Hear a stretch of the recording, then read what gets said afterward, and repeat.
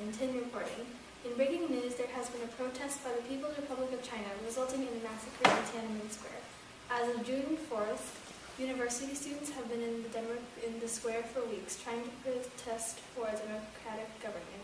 They seem to have been demanding the resignation of their senior leader, Deng Xiaoping, and Prime Minister Li Peng.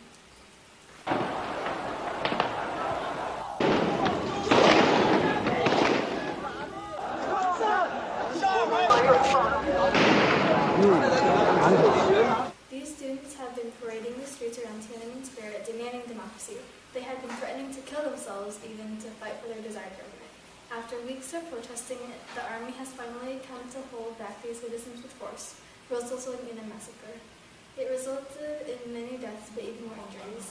It is believed that this was caused from the death of Hu Yaobang, economic reform, political corruption, and social unrest in Eastern Europe, and also inflammation.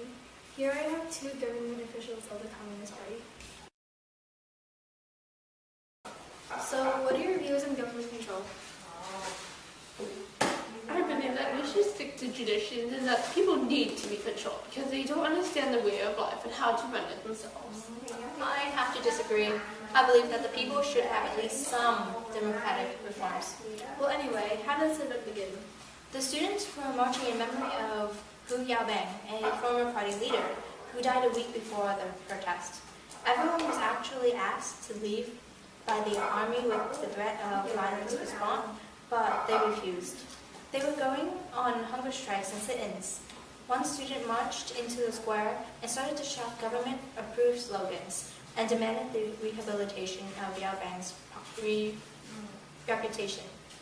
The government restored his reputation, but we didn't accept the protesters' petitions for democratic reforms, which caused them to turn away from government-approved slogans. We soon found out that Prime Minister Li Peng had lied about the initial threat of the protesters, which caused us to turn away from their petition. Well, what were the events that led up to the Well, there was plan to rapidly industrialize and other known as Great Leap Forward. There was also the Cultural Revolution where the Red Guards humiliated, tortured, and even ate people. With so many different views, the government split into two. Half of the communist leaders favored controlling people, me, and the other half wanting to give democratic reforms. Hu Yaobang, the previous general secretary actually, favored democratic reforms, so he allowed the students to protest for the political changes.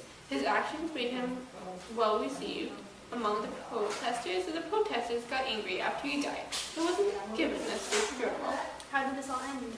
The army took over the square, and Zhao Ziyang was removed from power.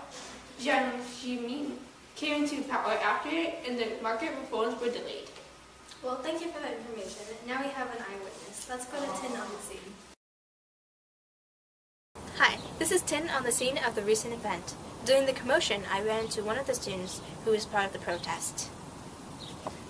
Hi. Tell me, what are you doing here? We were here because we wanted social equality, democracy, and a communist party without corruption, and freedom of the press and speech. A couple of students even threw themselves in front of army trucks and tanks to prove their seriousness.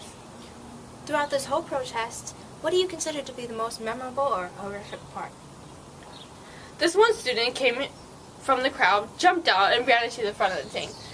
The tanks tried to swerve and go around him, but he just stood there. Oh, do you know who this person is? We don't exactly know who the person is because it came all sudden and his back was facing from us at the time.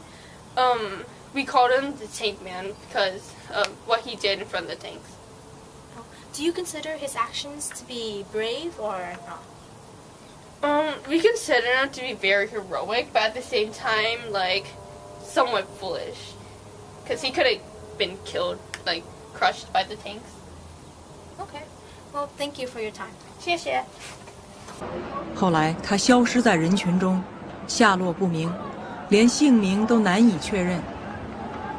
对于全世界千百万的电视观众来说，这一时刻的含义非常清楚。这是人类良知与勇气在向无情的国家机器挑战。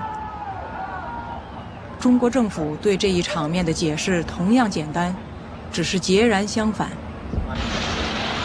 稍有常识的人都会看出，如果我们的铁骑继续前进，这个螳臂挡车的歹徒难道能够阻挡得了吗？摄像机拍下的这个画面，同西方某些国家的宣传恰恰相反，正好说明了我们的军队。Thank you, Tin. This has been Channel 9 News. We'll have more information on the aftermath of this event later in the day. Thank you for watching.